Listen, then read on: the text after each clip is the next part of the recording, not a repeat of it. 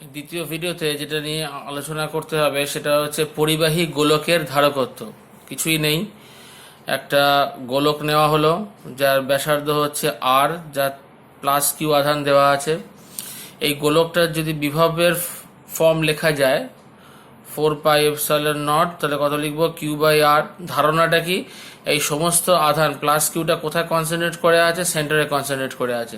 তাহলে V is equal two কত? 1/4 Q by আর। একটু আগেই শিখে এসেছি C is equal to Q by V, তাহলে এখানে ভিটাকে নিচে রিপ্লেস করে দেবো 1/0 কিউ বাই আর। তাহলে কিউ আর কিউ কি হবে? কেটে যাবে আর নিচের পার্টটা সম্পূর্ণভাবে ওপরে উঠে যাবে 4πε0 ইন্টু আর।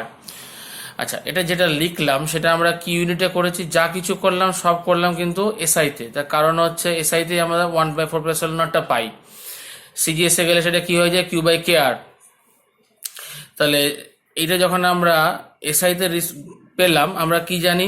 1/4πε0 একটা মান জানি, 9×10⁹ newton metre square per coulomb square. তাহলে এটা কি লিখতে পারি? সি ইজ ইকুয়াল টু 4πε0 মান কত হবে? তাহলে 1 হয়ে যাবে এটা। তাহলে ওপরে রয়েছে আর, নিচে রয়েছে 9×10⁹। তাহলে এটাকে যদি মানে ভাগ করে লেখা যায় তাহলে আমরা কি পাই? এটাকে ফ্যারাড হিসেবে পাই। একটু আগে শিখেছি যে ফ্যারাডটাই হচ্ছে এসআই ইউনিট অফ ক্যাপাসিটেন্স। তাহলে পরীক্ষার কোশ্চেনে যদি লেখা থাকে কোনো ধারকের, কোনো একটা কোশ্চেন যদি এরকম দেয় যে কোনো ধারকের আর এর ভ্যালু হচ্ছে 2 মিটার্স, দেয়ারফর সি বের করতে বলেছে, তাহলে কি করবো? এখানে 2 বসিয়ে দেবো, খালি নিচে 9×10⁹ থাকবে। কত লিখবো তাহলে? ফ্যারাড। এবার যদি আমরা সিজিএস এ দেখি কি ঘটনাটা ঘটছে, একই রকম ভাবে আমি ভিটা লিখবো, কিন্তু এখানে V by Q by K আর লিখবো। আমরা বইতে কেও লিখতাম, এবার এপসাইলন আরও লিখতাম, সে কনসেপ্ট আগে ক্লিয়ার করা হয়েছে। তাহলে C is equal to Q by V. তাহলে কিউটা ভিটাকে রিপ্লেস করে দেবো ওখানে Q by K R. Q Q কেটে গেলে কি পড়ে থাকছে? K R. তাহলে C is equal to K R. এবারে যদি বায়ু মাধ্যম হয় বা শূন্য মাধ্যম হয়, তাহলে এই দুটো মাধ্যমের ক্ষেত্রে কে ইজ ইকুয়াল টু কত জানি আমরা? 1। তাহলে সেখানে কি দাঁড়াচ্ছে? সি ইজ ইকুয়াল টু আর। মানে কোশ্চেনে যদি থাকে যে তোমার আর হচ্ছে 2 সেন্টিমিটার, বা সেন্টিমিটার কেন আমি কিসে বলছি? এটা সিজিএস এ বলছি, কিন্তু যা কিছু করব এখানে কিসে করব? সিজিএস। তাহলে আর ইজ ইকুয়াল টু 2 সেন্টিমিটার যদি হয়, সুন্দরভাবে সি এর সাংখ্যমানটা কত হবে? 2 হবে, কারণ সি ইজ ইকুয়াল টু আর। কিন্তু ভুল করে পাশে কিন্তু আমার সেন্টিমিটার বসিয়ে দিস না। এটা কত লিখবো তাহলে? এটা লিখতে হবে আইদার স্ট্যাট ফ্যারাড বা ইএসও বিভব। হয় ইএসও বিভব লিখতে হবে বা স্ট্যাট ফ্যারাড লিখতে হবে। তাহলে এখানে মাথায় রাখতে হবে যে সাংখ্যমানটা সেম হচ্ছে, ইউনিটটা কিন্তু সেম লিখে, মানে ভুলটা হয় কোশ্চেনের উত্তর করতে গিয়ে অনেক সময় দিয়ে আর ইসগুলো 2 হলে সি এর মান কত লিখে ফেলে 2 সেন্টিমিটার, ওটাও 2, এটাও 2 সেন্টিমিটার লিখে ফেললো, ওটাতে 0 মার্কস চলে আসবে, কিন্তু ভুল হয়ে যাবে। তাহলে 2 কি লিখতে হবে? 2 ইএসইউ বিভব লিখতে হবে, কারণ সাংখ্যমানটা সমান, এককটা সমান না, একটা ধারকত্ব একটা ব্যাসার্ধ। আচ্ছা, গেল। এবারে বইতে 3খানা এক্সাম্পল দেওয়া আছে, 3টে এক্সাম্পল মোটামুটি এইটুকু থিওরি দিয়ে মাথায় রাখা যায়, তাহলে সলভ করা যাবে, অসুবিধা হবে না। তার মধ্যে 3 নম্বরের যে এক্সাম্পলটা দেওয়া আছে, এইটা থিওরিটার পরে, সেটা প্রচন্ড ইম্পর্টেন্ট। এক্সাম্পল 3, এটা হচ্ছে ভেরি ইম্পর্টেন্ট, বইতে মার্ক করে রাখিস, যদি বুঝতে না পারিস আমাকে জিজ্ঞেস করে নিস। আচ্ছা, সেকেন্ড পয়েন্ট যেটা নির্ণয় করতে হবে সেটা হচ্ছে স্থিতিশক্তি। কার? না আহিত পরিবাহী স্থিতিশক্তি। কখন? যখন আদানগ্রস্ত করা হয়েছে ওকে। তাহলে যেরকম একটা যে কোনো পরিবাহী নিলাম, তাহলে পরিবাহীর ক্ষেত্রে আমি প্রথমে এটাকে আদানগ্রস্ত করছি না, প্রথম কেসটা কি হচ্ছে? আদানগ্রস্ত করিনি আমি। তাহলে কিউ এর মান যখন 0 আছে তখন ভি এর মানও কত আছে? 0 আছে। আদানের সঙ্গে বিভব সমানুপাতি।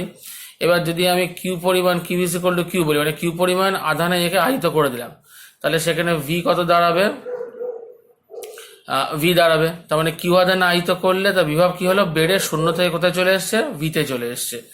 তাহলে মানেটা হচ্ছে যে আমি আধানটা একবারে তো দিতে পারছি না, ধীরে ধীরে ধীরে ধীরে এর মধ্যে আধান, কোনো একটা চার্জের সোর্স থেকে, মানে একটা আধানের উৎসর সঙ্গে সংযোগ ঘটালে ধীরে ধীরে ধীরে ধীরে কি হচ্ছে? এটা চার্জ হচ্ছে, মানে চার্জের মাত্রা বাড়ছে। তাহলে সেখানে কিউ থেকে 0 নিশ্চয়ই খুব তাড়াতাড়ি হয়ে যায়নি, ধীরে ধীরে এসছে। তাহলে বিভবটা কি হবে? 0 থেকে ভি পর্যন্ত বাড়বে। তাহলে এক্ষেত্রে কি করতে হবে? প্রথম কাজ যেটা করতে হবে সেটা হচ্ছে গড় বিভব করতে হবে। কেন ফিজিক্সে যেটা আমরা পড়ে এসেছি, যেটা ধীরে ধীরে পরিবর্তনশীল বা পরিবর্তনশীল রাশি, সেই পরিবর্তনশীল রাশিকে একটা রাশি হিসেবে ধরে অঙ্কটা করতে গেলে কি করতে হয়, সেটা গড় করে নিতে হয়। তাহলে 0 + v/2 মানে হচ্ছে v/2। আর আরেকটা জিনিস শিখে এসছে না, কার্য ইজ ইকুয়াল টু আধান ইন্টু বিভব, আধান ইন্টু বিভব। তাহলে আধানটা কত বলেছি, কিউ আধানগ্রস্ত করা হয়েছে, আর বিভবটা কত পরিবর্তন হয়েছে, তাহলে v/2। তাহলে এইটাকে যদি W is equal to Q into v/2 বলি, তাহলে এই পরিমাণ কার্য করতে হয়েছে এই পরিবাহীটাকে আধানগ্রস্ত করতে, কার দ্বারা না বাইরের উৎস দ্বারা। বাইরে যে চার্জের উৎসটা আছে সেই চার্জের উৎসর কত কাজ করতে হয়েছে একে প্লাস কিউ আধান আহিত করার জন্য, সেটা হচ্ছে কিউ ইন্টু v/2। তাহলে এবার জাস্ট কিছু কিছু জিনিস আমাকে এখানে চেঞ্জ করে বসাতে হবে। যদি এটাকে সাধারণ ভাষায় কিউ v/2 লেখা গেল, আবার আমরা একটু আগে কি শিখে এসেছি, Q is equal to CV. তাহলে ডাব্লিউ ইজ ইকুয়াল টু কিউবের বদলে কি লিখে দেবো, সিবি, ওটা স্কোয়ার হয়ে গেল বাই 2।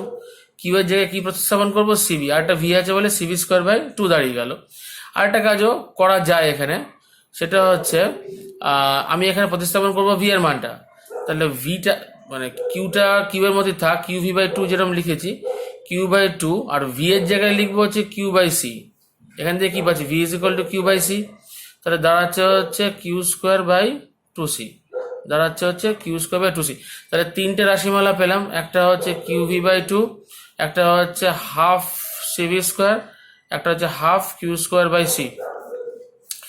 এই যে কার্যটা করলো, এই কার্যটা কি রূপে সঞ্চিত হলো, সঞ্চিত হলো স্থিতিশক্তি রূপে। সঞ্চিত হয়ে আছে কোথায় না, আহিত পরিবাহীর আছে, পরিবাহী মানে যেটা আহিত, আহিত পরিবাহীর ভেতরে কি হিসাবে না, স্থিতিশক্তি রূপে, স্থিতিশক্তি রূপে। তাহলে স্থিতিশক্তির ফর্মুলাগুলো কি হবে, একই হবে, ইউ দিয়ে ডিনোট করা আছে, তাহলে সেখানেও Q v/2 half CV square half Q square by C. আচ্ছা, এর পরের পার্ট হচ্ছে দুটি পরিবাহীর মধ্যে আধান বন্টন। দুটি পরিবাহী প্রথমে নিতে হবে, এর মধ্যে দুটো কেস আছে, কেস 1 অ্যান্ড কেস 2। কেস 1 যেটা প্রথমে আলোচনা করব, সেটা হচ্ছে প্রথমে এই পরিবাহী দুটো নিলাম, নিয়ে তার দিয়ে জুড়িয়ে দিলাম, তারপরে করব আধানগ্রস্ত। আর দ্বিতীয় কেসটা যেটা করব, সেটা হচ্ছে প্রথমে তার দিয়ে জোড়াবো না, প্রথমে আধানগ্রস্ত করার পরে তার দিয়ে জোড়াবো। তাহলে কেস নাম্বার 1 হচ্ছে দুটো পরিবাহী, দু ধরনের পরিবাহী, ধারকত্ব ভিন্ন, একটা ধারকত্ব ধরলাম C1, একটা ধারকত্ব ধরলাম C2। এটা প্রথম থেকেই তার দিয়ে জোড়ানো আছে আধানগ্রস্ত করার আগেই। তাহলে আধানগ্রস্ত করার পরে আধান তাহলে কি হবে, বন্টন হবে। আচ্ছা, যেহেতু তার দিয়ে জোড়ানো আছে, তাহলে আমরা কি ধরে নিতে পারি, দুটোরই বিভব সমান। তাহলে প্রথম কেসটার নাম দিতে পারি কি আমরা, তাহলে সমবিভব সম্পন্ন দুটো পরিবাহী, দুটো বিভব তাহলে এখানে সেম দাঁড়াচ্ছে কিন্তু। তাহলে কি করতে পারি, সমান বিভব, নামটা দিলাম সমান বিভব, ধারকত্ব ভিন্ন। এবারে যখন আমি একটা আধান একটা সোর্স থেকে আমি যোগ করলাম, ধর কিউ আধান ফ্লো করছে এর মধ্যে, তাহলে এর মধ্যে যেতে পারলে আস্তে আস্তে এর মধ্যে তো যাবে, তার দিয়ে যেহেতু জুড়িয়ে রেখেছি আমি। তাহলে কিউ ইজ ইকুয়াল টু বললাম Q1 + Q2, মানে কি এ আধান নিল কত Q1, এ আধান নিল তার ভাগ নিল কত Q2। কিউ আধান যদি স্থানান্তরিত হয়ে থাকে উৎস থেকে, তাহলে এ ভাগ পেয়েছে হচ্ছে Q1, এ ভাগ পেয়েছে হচ্ছে Q2। তাহলে যদি আমি ভি দিয়ে এক্সপ্রেশনটা লিখি, ভি ইজ ইকুয়াল টু একটু একই শিখে এসেছি Q/C। তাহলে একটার ক্ষেত্রে Q1/C1 হবে, আর একটার ক্ষেত্রে Q2/C2। দুটোর ক্ষেত্রে বিভব কি হয়, সেম হয়, তার দিয়ে জোড়ানো আছে বলে। এবার এটা অঙ্কের নিয়ম অনুযায়ী Q1 + Q2/C1 + C2 লিখতে পারি। এটাকে ইংলিশে বলে হচ্ছে অ্যাডেন্ডো বলে, বাংলার নামটা আমার ঠিক জানা নেই। Q1 + Q2/C1 + C2, Q1 + Q2/C1 + তাহলে আমি বলতে পারি Q1 + Q2টা কি লিখলাম, ইজ ইকুয়াল টু Q, তাহলে লিখে দিলাম Q দিয়ে প্রতিস্থাপন করলাম, V is equal two Q/C1 + C2। এবারে কি করব, ইন্ডিভিজুয়াল দুটো আধানের ভ্যালু বার করব, কত কত আধানগ্রস্ত হয়েছিল। তাহলে প্রথমটার আধানগ্রস্ত কত হয়েছিল Q1, এই যে Q1 ইজ ইকুয়াল টু কি লিখতে পারি, C1V লিখতে পারি, C1V। তাহলে V এর মান কত এসছে, এইটা এসছে, তাহলে লিখে দিলাম Q/C1 + C2। তাহলে কি বলতে পারি যে আমার যে পরিমাণ আধানগ্রস্ত হয়েছে সেটা হচ্ছে ধারকত্বের সাধারণ সমানুপাতি। যে ওপরটা C1ই আছে, C1 বাই মানে এটাকে সাজিয়ে লিখলে কিরকম দাঁড়াচ্ছে,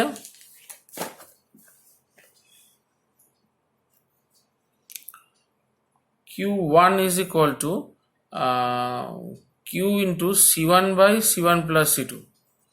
তাহলে কি বললাম, সাধারণ সমানুপাতি আছে। আর Q2টা একই রকমভাবে C2V হবে, ওটা করলেও দেখা যাবে কি আছে, C2 by C1 plus C2। তাহলে এটা সমানুপাতি আছে, কিন্তু সমানুপাতে আছে। তার মানে যদি বলা হয় যে দুটি জিনিসের ধারকত্বের অনুপাত বলা আছে সাপোজ 2:3, তাহলে এমন পরিমাণে আধান যদি দিই, কিউ অ্যামাউন্টস অফ আধান যদি দিই, তাহলে এটার Q1 ভাগ হবে, এটার Q2 ভাগ হবে, সেটাও কত ভাগ হবে, 2:3তেই ভাগ হবে, অন্য কিছু তো হবে না। ঠিক আগেরটা যখন আমরা এক্সপ্লেন করছিলাম তখন কি পেয়েছিলাম, C is equal to R পেয়েছিলাম, CGS এ পাই বা অন্য রাশিমালাতেই পাই। এসআইতেও কি ছিল, C is equal to 4 pi epsilon naught R এসআইতে। তাহলে কিউ গুলো কি প্রপোর্শনাল টু, আমি এখানে যদি C প্রপোর্শনাল টু R লিখতে পারি, তাহলে সেই ক্ষেত্রে আমি এই ফর্মুলাগুলো যেখানে যেখানে C আছে সেখানে R দিয়ে রিপ্লেস করতে পারি।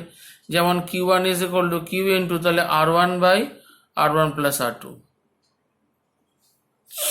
তাহলে দ্বিতীয় ধারকের ক্ষেত্রে কত হবে, Q2 is equal to Q into R2 by R1 plus R2। ব্যাসার্ধ দিয়ে এগুলোকে আমি রিপ্লেস করে দিতে পারি।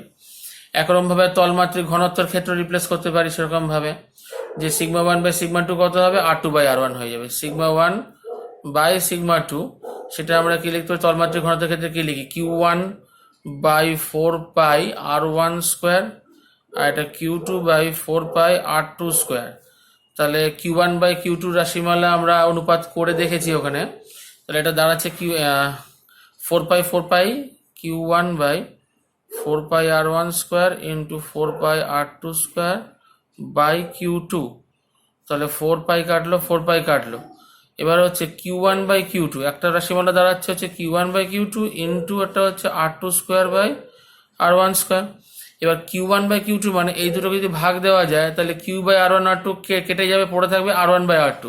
তাহলে এখানে Q1 বাই Q2টাকে লিখতে পারি R1 by R2 into R2 square by R1 square. তাহলে একটা R2 একটা স্কোয়ারটা কাটলো, R1 একটা R1 স্কোয়ারটা কাটলো, তাহলে দাঁড়াচ্ছে কত, R2 বাই R1। তাহলে আমরা তলমাত্রিক ঘনত্বের অনুপাত পেতে পারি, সেটা কি উল্টে যাবে, এখানে R2 বাই R1 হয়ে গেছে। এবারে কেস নাম্বার 2, যেটা বলেছিলাম যে পরিবাহী দুটোকে প্রথমে কি করব, আধানগ্রস্ত করব আগে, তারপরে আমরা এটাকে তার দিয়ে জড়িয়ে দেবো। তাহলে প্রথম ক্ষেত্রে একই রকম ভাবে লিখতে হবে, এরও ধারকত্ব ধরলাম C1, এর C2, এ আধান কত নিয়েছে Q1, এর ধরলাম Q2 আধানগ্রস্ত করা আছে। তাহলে বিভবটাও কি হবে, এখানে ভিন্ন হবে কিন্তু, V1 আর V2। তাহলে প্রথমটা থেকে লিখতে পারি Q1 is equal to C1 V1, আর পরেরটাতে লিখতে পারি Q2 is equal to C2 V2, formula অনুযায়ী লিখে দিলাম। এবারে Q is equal to Q1 plus Q2, মানে উৎস থেকে কত আধান টোটাল এসছিল, C1 V1 plus C2 V2। যখনই আমরা এটা করতে যাব তখনই টোটাল আধানের ফর্মুলাটা হচ্ছে C1 V1 plus C2 V2। এবারে যখন এই কেসটা কমপ্লিট হয়ে গেল, তারপরে কি করব, দুটোকে আমরা তার দিয়ে জড়িয়ে দেবো। তাহলে প্রথমে আধানগ্রস্ত করলাম, তারপরে তার দিয়ে জোড়ালাম, তাহলে কি হচ্ছে C1 C2, বিভবটা এবার কি হয়ে যাবে, সেম হয়ে যাবে। তার দিয়ে জোড়ানো মানে দুটোর বিভব কি হলো, সমান হয়ে গেল। তাহলে এবার যে আধানটা থাকছে, সাপোজ ধরলাম Q1 ড্যাশ Q2 ড্যাশ, তার মানে কিছুটা আধান স্থানান্তরিত হয়েছে, হয় এর থেকে এতে গেছে, নয় এর থেকে এতে গেছে। তাহলে কোনো না কোনো একটা বিভবকে আমাদের বেশি ধরে করতে হবে। প্রথমে আমরা কি করব, আধানের সংরক্ষণ সূত্র অনুযায়ী একটা বিভবের কমন বিভব বলে এটাকে। কমন বিভব কেন, এরও বিভব ভি, এরও বিভব ভি, তাহলে এটাকে কি বলতে পারি, কমন বিভব, কমন পটেনশিয়াল। এই কমন পটেনশিয়াল একটা রাশিমালা নির্ণয় করব। কিরকম না, এখানে বলতে পারি যে Q1 dash plus Q2 dash, ultimately সেটাও কত হচ্ছে, কিউ আদান বন্টন হয়ে যাওয়ার পরেও আলটিমেটলি যে আদান টোটালটা দাঁড়াচ্ছে সেটাও কি হচ্ছে, সেটাও কিউ। সেটা এসে করলো কি লিখতে পারি এখানে, C1V প্লাস C2V। তাহলে এই যে C1 V1 plus C2 V2 আর C1 V প্লাস C2, এই দুটো নিশ্চয়ই সমান, কারণ এটাও ইজ ইকুয়াল টু কিউ, এটাও ইজ ইকুয়াল টু কিউ। তাহলে কে লিখলাম, C1V plus C2V is equal two C1 V1 plus C2 V2। তাহলে এখান থেকে ভিটা যদি কমন নেওয়া যায় তাহলে ভেতরে কি পড়ে থাকছে C1 plus C2 is equal two C1 V1 plus C2 V2। তাহলে মনে রাখতে হবে ভি এর ফর্মুলাটা এখান থেকে নির্ণয় করা সম্ভব। তাহলে ভি এর যে রাশিমালাটা পাওয়া গেল সেটা হচ্ছে C1 V1 plus C2 V2 by C1 plus C2। এই ফর্মুলাটার গুরুত্ব অপরিসীম, ভেরি ভেরি ইম্পর্ট্যান্ট। তার কারণ হচ্ছে অঙ্ক করতে গেলে যখনই কোনো সাধারণ বিভব যে কোনো জিনিস আদান প্রস্থ করার পর সাধারণ বিভব বের করতে বলবে বা অঙ্কের মধ্যে চাহিদা থাকবে সাধারণ বিভব নির্ণয় করতে হবে, চোখ বন্ধ করে তখন এই ফর্মুলাটা ব্যবহার করতে হবে। তখন এইবারে যেটা আমি ডায়াগ্রামে এঁকেছিলাম যে এটা ধর Q1 ড্যাশ হয়েছে, এইটা Q2 ড্যাশ হয়েছে, কেন এর মধ্যে কিছু আধান স্থানান্তরিত হয়েছে এটির থেকে অধিক।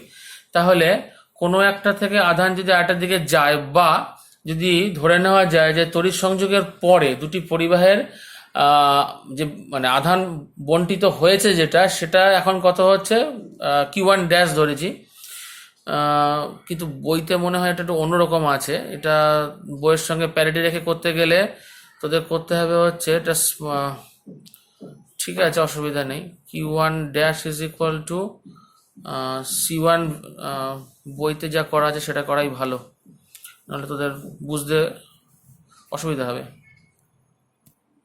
আচ্ছা, বইতে এখানে Q1 ড্যাশ আর Q2 ড্যাশের বদলে ওরা করেছে হচ্ছে স্মল Q1 স্মল Q2। ঠিক আছে, এখানে চেঞ্জ করে নিতে পারি সেটাকে, যে এটাকে Q1 ড্যাশ না করে ওরা স্মল Q1 করেছে, এটাকে Q2 করেছে। তাহলে এখানেও এটাকে চেঞ্জ করে নিতে হবে যে Q1 প্লাস Q2। তাহলে আর সমস্যা থাকবে না, বইয়ের মতো করি তাহলে জিনিসটা এক্সপ্লেন করতে পারবি।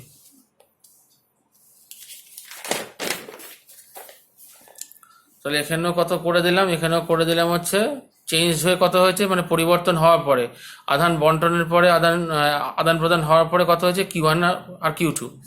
এবার Q1 এর মানটা কত হবে C1 ইন্টু ভি, কারণ এর বিভব ভি হয়ে গেছে, এর বিভব ভি হয়ে গেছে। তাহলে C1 ইন্টু ভি বলতে ফর্মুলাটা রিপ্লেস করে দেবো C1 V1 plus C2 V2 by C1 plus C2। আবার এটাকে লেখা যায় কারণ ওপরের পার্টটা তো আবার কিউ, টোটাল আধান কত ছিল C1 V1 plus C2 V2 by C1 plus C2, এটাও লেখা যায়। একরকমভাবে Q2কে কি লেখা যায় C2V, তাহলে C2 into C1 V1 plus C2 V2 by C1 plus C2, এটাকেও কিউ লেখা যায়, Q by C1 plus C2 লেখা যায়। এবারে ধরে নেবো যে প্রথম যে এটা ছিল, প্রথম কি নিয়েছিলাম আমরা V1 নিয়েছিলাম, এটাকে V2 নিয়েছিলাম, তারপরে V হয়ে গিয়েছিল এটা।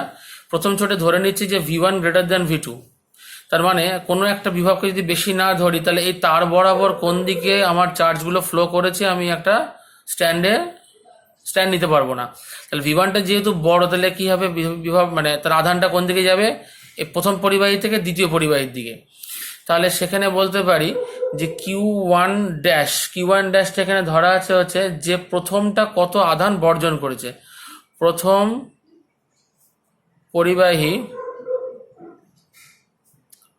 কত আধান বর্জন করেছে। তো প্রথমটা যে পরিমাণ বর্জন করবে দ্বিতীয়টা নিশ্চয়ই সেই পরিমাণই গ্রহণ করবে। তাহলে Q1 dash is equal two কি লিখতে পারি, ছিল ওর C1 V1, এখন হয়েছে C1 V, তাহলে নিশ্চয়ই বিয়োগ করলেই বোঝা যাবে যে কতটা আধান স্থানান্তরিত হয়েছে। এর রাশিমালাটা যদি ভ্যালুটা রিপ্লেস করা যায় V1 মাইনাস ভি, তাহলে C1 ইজ ইকুয়াল টু V1টা V1ই থাকবে, আর ভি মানে কমন পটেনশিয়াল, সেই C1 V1 plus C2 V2 by C1 plus C2। এটা একটু ক্যালকুলেট করলে দেখা যাবে Q1 dash is equal two আসছে C1 C2 V1 minus V2 by C1 plus C2।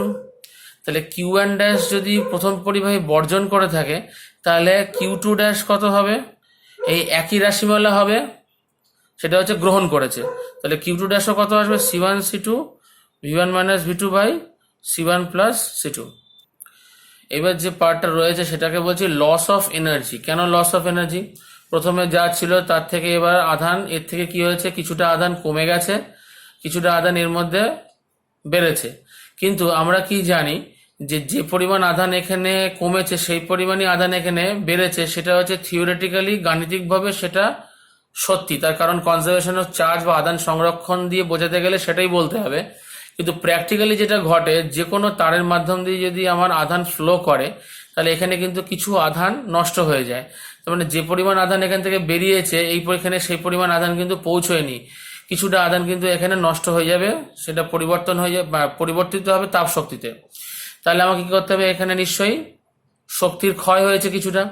তাহলে শক্তির ক্ষয় বলতে যেটা বোঝায় যে প্রথম ছোটে যা যা ছিল তার থেকে মোট শক্তি, মানে ফার্স্ট কেস যেটা ছিল, মোট শক্তি কত ছিল তাহলে বলতে হবে, সেটা হচ্ছে half C1V1² plus half C2V2²। সেখানে V1V2টা কিন্তু ভিন্ন ছিল। কিন্তু দ্বিতীয় ক্ষেত্রে যখন আমাদের আধানটা বন্টন হয়ে গেছে, ভাগাভাগি হয়ে গেছে তার দিয়ে জোড়ানোর পরে, তখন মোট শক্তি কত দাঁড়িয়েছে, half C1V² plus half C2V²। তাহলে নিশ্চয়ই এই শক্তিটা বেশি আছে, এই শক্তিটা নিশ্চয়ই কম আছে। সেই কারণে কি বলা যাচ্ছে, একটা ক্ষতি হয়েছে, ক্ষয় হয়েছে। ক্ষয় মানে হচ্ছে প্রাথমিকটা বেশি আছে, C1V1² প্লাস C2V2², এটার থেকে বিয়োগ করব কাকে, half C1V² plus half C2V²। এই রাশিমালাটা যখন আমি ভি এর মানটা রিপ্লেস করে দেবো, ভি এর মানটা কি, সেই C1V1 প্লাস C2V2 বা C1 প্লাস C2। এই রাশিমালা ডিরাইভেশনটা পরীক্ষা খুব একটা আসে না, কিন্তু গাণিতিক রূপে বা অঙ্ক যদি দিয়ে বসে তাহলে তখন ফর্মুলাটা একটু মনে রাখা ভালো। এটা দাঁড়ায় হচ্ছে এরকম, তোরা ক্যালকুলেশনটা ট্রাই করবি, কি করবি, এই যেখানে ভি আছে কমন নিবি, ভিটাকে নিয়ে ভি এর মানটা C1V1 প্লাস C2V2 বা C1 প্লাস C2 রিপ্লেস করে দিবি, তাহলে দেখবি এখানে ক্ষয়ের ফর্মুলাটা চলে আসবে হচ্ছে এইটা। এবার খেয়াল করে দেখ, এখানে একটা স্কোয়ার আছে, তাহলে ক্ষয়ের টার্মসটা কিন্তু এখানে নেগেটিভ হওয়ার কোনো চান্স নেই, কিন্তু সবসময় কি দাঁড়াবে, এটা ধনাত্মক মানই দাঁড়াবে। হ্যাঁ, তাহলে এই মানটা অলওয়েজ পজিটিভ, এটাও খেয়াল রাখতে হবে।